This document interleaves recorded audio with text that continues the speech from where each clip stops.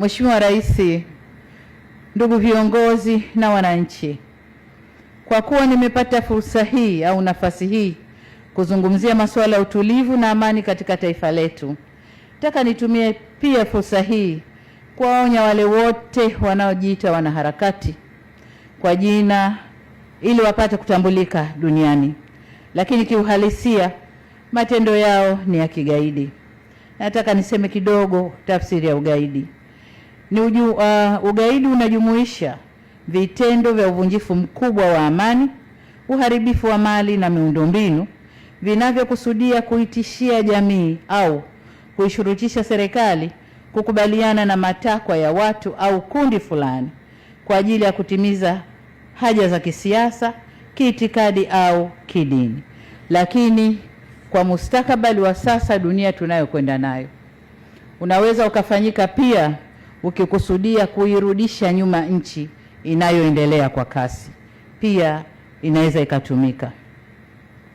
Watu au kundi hilo linakuwa na kauli zinazovaa sura ya kizalendo, lakini kwa undani ni maslahi binafsi. Mtu anayeipenda nchi yake kiukweli huijenga na sio kuibomoa.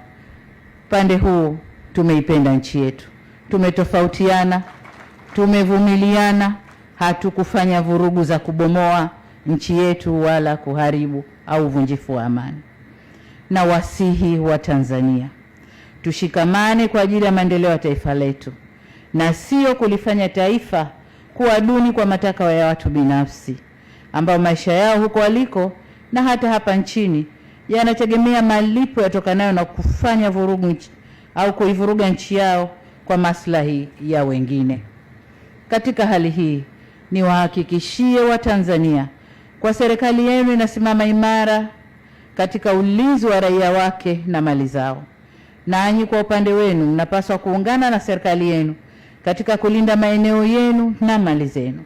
Vitendo vya kigaidi katu havikubaliki, sio kwa Tanzania tu bali ulimwengu mzima. Hivyo basi, niwaonye kwa mara nyingine wale wote wanaojishughulisha na vitendo hivyo kwamba taifa lolote duniani hutumia nguvu ya dola kuhami raia wake na kulinda heshima yake.